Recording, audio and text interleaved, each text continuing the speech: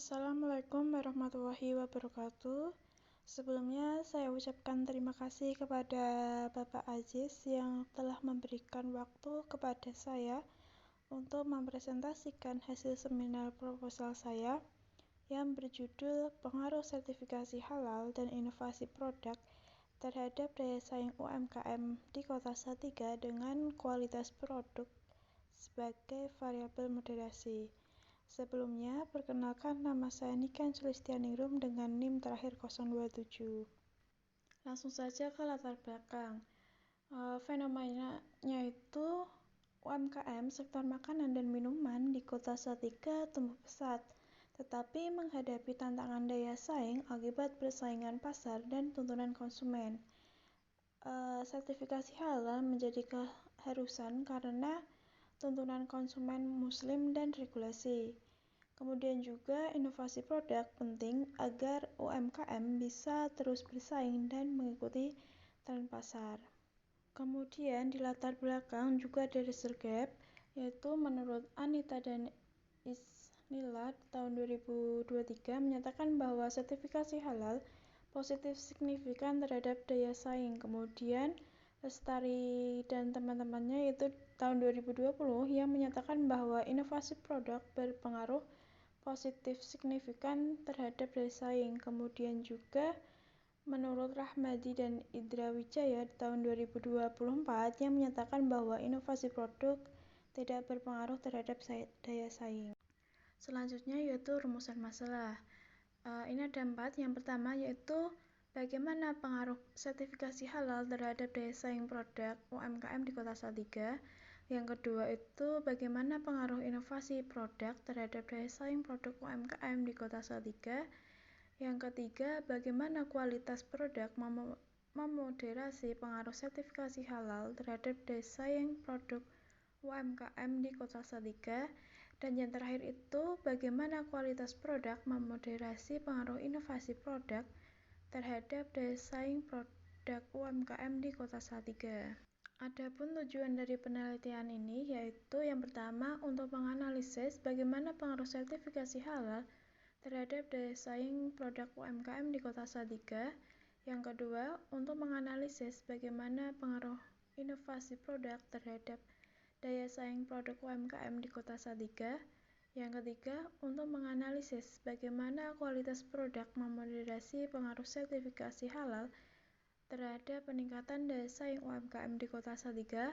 Yang terakhir, untuk menganalisis bagaimana kualitas produk memoderasi pengaruh inovasi produk terhadap daya saing produk UMKM di Kota Salatiga.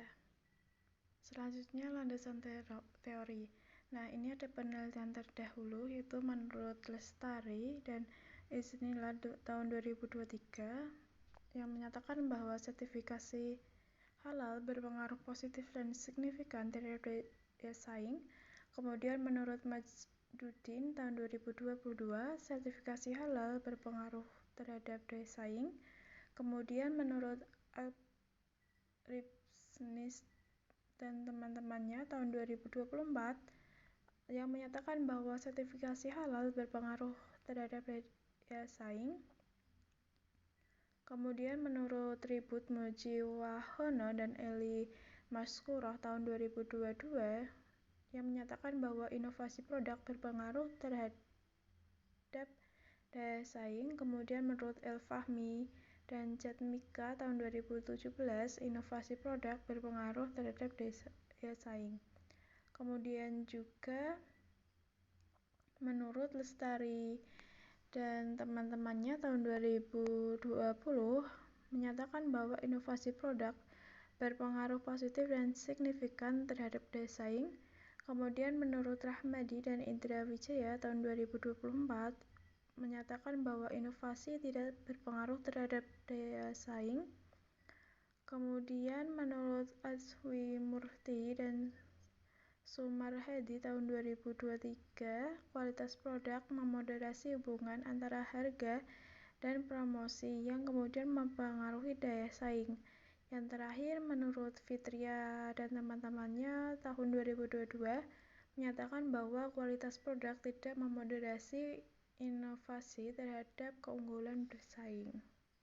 Selanjutnya kerangka teori. Nah, yang pertama itu ada teori keunggulan bersaing yang mana diartikan sebagai keunggulan yang dapat digunakan untuk menciptakan nilai bagi pelanggan. Kemudian ada sertifikasi halal. Konsep sertifikasi halal sendiri itu masalah utama yang berasal dari prinsip dan prosedur Islam. Indikatornya itu ada paham apa itu logo halal, pemilihan produk halal, kemudian paham perbedaan logo asli dan logo palsu dan lain-lain. Kemudian inovasi produk. Inovasi produk ini faktor penting dalam membantu kesuksesan perusahaan baik dalam jasa manufaktur. Nah, indikatornya itu ada perluasan produk, peniruan produk, dan produk baru. Yang terakhir itu daya saing. Daya saing sendiri itu merupakan kriteria untuk menentukan kesuksesan dan kinerja. Nah, indikatornya itu ada lokasi, harga, pelayanan, dan mutu biaya. Faktor-faktor yang mempengaruhi daya saing itu ada dua, yaitu promosi dan inovasi produk. Yang terakhir itu ada kualitas produk. Kualitas produk ini kondisi dari sebuah produk berdasarkan pada penilaian standar ukur yang sudah ditetapkan. Indikatornya itu ada kinerja, fitur, keandalan, dan daya tahan.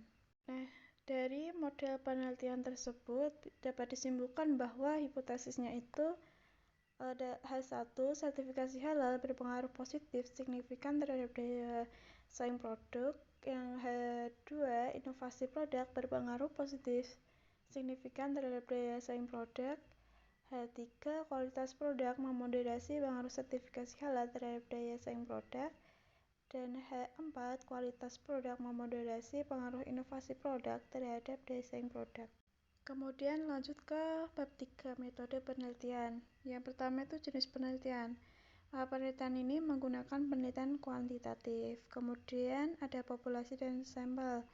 Populasi itu jumlah suatu wilayah yang mencakup satu objek atau subjek yang mempunyai kualitas. Nah, sampel.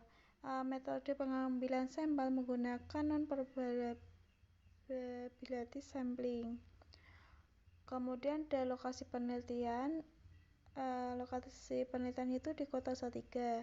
Kemudian juga ada teknik pengolahan data, yaitu menggunakan kuesioner atau angket. Kemudian skala pengukuran itu menggunakan Likert, yang mana itu ada sangat tidak setuju sampai sangat setuju yang dinilai dari 1 sampai 5. Kemudian juga ada definisi operasional pada sertifikasi halal, inovasi produk, daya saing, dan kualitas produk.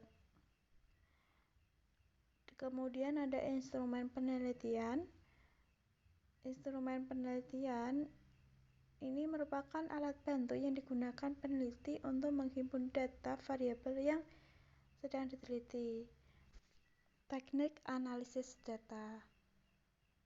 Yang pertama itu uji instrumen, itu ada uji validitas, uji reliabilitas, dan yang kedua itu ada uji asumsi klasik, itu ada uji normalitas, uji heterokodasitas, kemudian uji multikolinialitas, kemudian yang terakhir itu ada uji regresi linear berganda, itu ada uji koefisien determinasi, uji simultan, uji parsial, dan uji moderate regression analysis atau MRA. Kemudian juga yang terakhir itu ada alat analisis. Nah, dalam metode penelitian kuantitatif itu kan menggunakan angka ya sebagai alat pengujian, bahan pengujian. Nah, jadi saya itu menggunakan alat bantu analisis aplikasi yaitu SPSS versi 20. Mungkin itu saja yang dapat saya sampaikan. Saya tutup. Wabillahi taufiq wal hidayah. Wassalamualaikum warahmatullahi wabarakatuh.